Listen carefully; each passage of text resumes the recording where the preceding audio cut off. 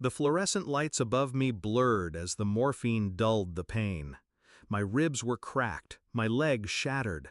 I needed surgery, and fast. The nurse's voice was tight when she said, "We need a guardian's consent." I called my parents. My mother didn't answer. My father texted back, "Can't this wait? We're busy." Busy, while their child lay on a gurney, bleeding? The phone slipped from my hand, but I didn't cry. Not then. Instead, I asked the nurse to dial my grandfather. Within an hour, he was there. His signature saved me. His presence held me.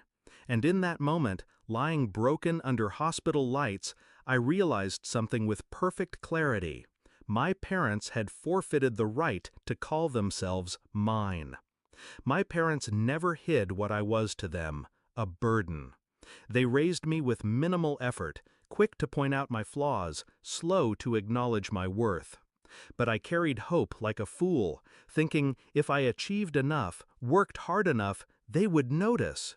Straight A's, scholarships, late nights grinding while they poured drinks at dinner parties. They never came to my recitals, never remembered my deadlines. Grandpa did. He was the one who showed up, clapping too loudly in the back rows, his smile wide and unashamed. I mistook my parents' coldness as distance. It wasn't distance, it was choice. The accident made it undeniable. A crash, screeching tires. My car crumpled against the guardrail.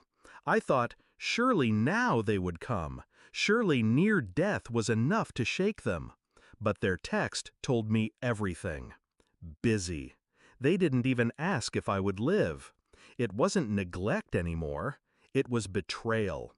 And as I healed in that hospital bed, their absence was louder than any apology could ever be. When I was discharged, Grandpa drove me home.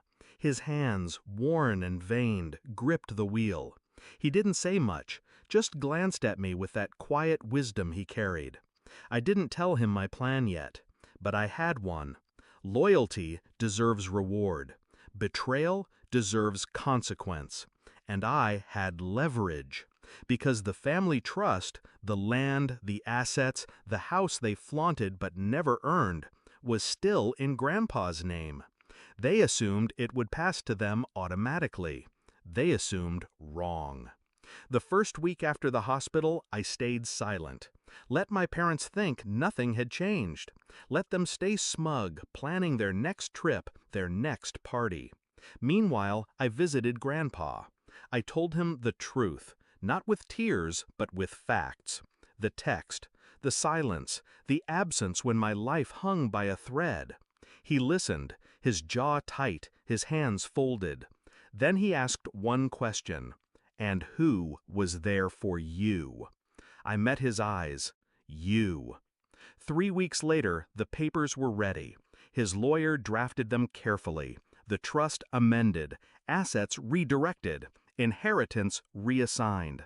Everything my parents assumed would be theirs was signed over. To me. I walked into their living room with the envelope in my hand. They barely looked up from their glasses of wine. My mother's first words weren't, "How are you?" but, "You're walking better, finally." I set the papers on the table between us. Read. My father frowned, unfolded them.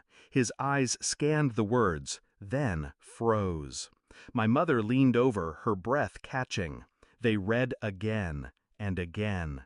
Finally, my father's voice cracked. "He wouldn't?" I cut him off, calm, cold. He did. The silence that followed was delicious.